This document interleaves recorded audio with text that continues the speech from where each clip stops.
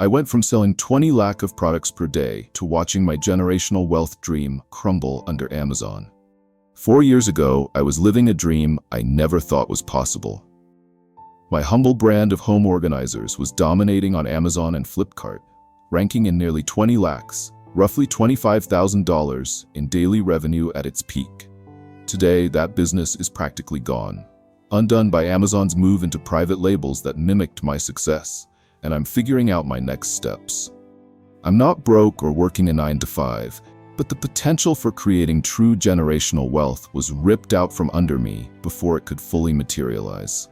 This is my cautionary tale. How I turned a small initial investment into a booming enterprise, only to watch it crumble when the biggest player on the block decided to compete directly. I'll try to keep this as detailed as possible. Here's how it all went down.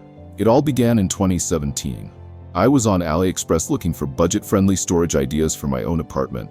Things like suction cup shelves, collapsible bins, drawer dividers. That's when I realized these products were selling at inflated prices on Amazon India. I took a leap of faith and spent about 2.5 lakhs in Indian rupees, roughly $3,000 to buy 300 units across 5 SKUs.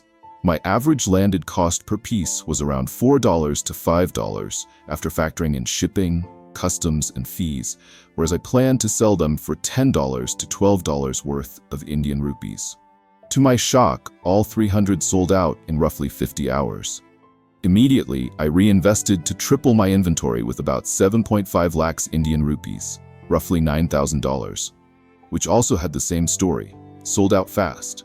Within 2 months, I was moving nearly 20 lakhs, roughly $25,000 a day in revenue across Amazon and Flipkart. My margins hovered between 15% to 25%, which meant I was netting anywhere between 3 to 5 lakhs, roughly $4,000 to $6,000 profit a day. It felt surreal. It grew faster than I could ever imagined. Not long after, Amazon took a keen interest in my operation. I got multiple calls, various top seller perks, and even dedicated account managers offering marketing suggestions. It was like I had Amazon's golden ticket. I expanded my SKUs into every corner of home organization one could think of. Closet systems, shoe racks, office desk accessories, you name it. I'd go from ordering a few hundred units to shelling out to an upwards of 50 lakhs, roughly $60,000 a week for inventory. It was a huge gamble, but every new item I launched seemed to find a market somehow. I headed to China to seal direct relationships with manufacturers. But before that, I'd mostly used middlemen and a couple of digital sourcing platforms. Now, I wanted to see the factories so that I could negotiate better pricing and discover more product lines. In Yiwu, I walked through trade centers with entire floors dedicated to just one category of plastic organizers. My mind was buzzing with possibilities. I spent about 3 lakh Indian rupees on travel, accommodations, and sample procurement. An investment that felt tiny compared to the daily revenue I was bringing in. I struck deals that brought my average cost per item down by 20%. I planned to launch an entire suite of home essentials, everything from shelf liners to multi-purpose hooks. My logic was simple. If I introduce a new SKU for every room in the house, I'd lock in the ultimate one-stop shop vibe. At the time, it felt like there was no ceiling to how big I could grow. Fresh off my China trip, I was invited to a sellers summit in Singapore, where I met one of Amazon's SVPs. They pitched a collaboration or potential acquisition, hinting that my brand complemented their private label push. The buyout offer, at least in rupees, was high 9 figures enough to set me up very comfortably. I called my wife immediately after and just asked her one question: why sell something that's skyrocketing? Now you might be wondering why I declined. Well, I considered myself unstoppable. Monthly revenues were easily crossing into crores, so I believed holding out made more sense than selling. I figured if Amazon wanted me, it was a sign I was doing everything right. But I didn't grasp the possibility they might just replicate me themselves. I ended up getting a competitor I couldn't outspend. A few months later, I saw Amazon's brand, Salimo, launching suspiciously similar items. Same size, shape, and function, undercutting me by 10 to 20% in price. Almost overnight, my best SKUs lost their top spots in search. Where I once dominated page 1, Solomo advertisement and listings took over. My daily revenue started a downhill slide, from 80 lakhs to 60 lakhs, then 25 lakhs, and on down. My advertisement spending shot up because I had to pay much more just to stay visible. Meanwhile, Amazon's private labels got prime real estate for free. Now for my backup plan? I tried leaning more into Flipkart and even building relationships with smaller Indian marketplaces. But let's face it, Amazon was the lion's share of my business, and once they moved in, I was scrambling to stay afloat. Shit started going down, hit the lowest point of my life. My inventory fucked me over. Because I had forecasted insane growth, I'd invested tens of lakhs in stock, expecting to sell them out within weeks. Suddenly, that inventory was sitting idle in Amazon FBA warehouses, racking up storage fees. I cut prices to move inventory.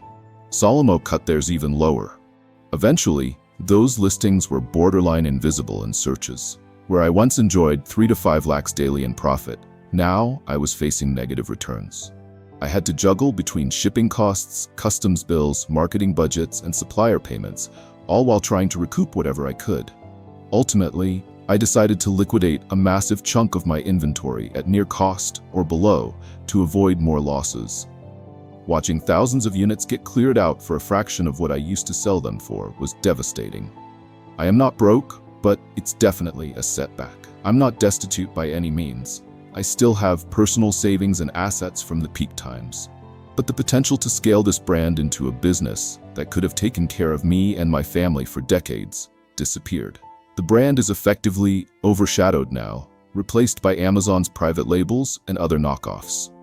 I've got smaller side hustles and I'm evaluating my options, maybe starting something fresh or even working with a new startup. The point is, I'm no longer on the cusp of building a long-lasting empire. When you've tasted that kind of success, flying to China, spending a lakh or two on just new samples, dealing in crores, it's a massive adjustment to realize that you're back in the planning mode. But it's not over for me. I'm just recalibrating. So yeah, this is it.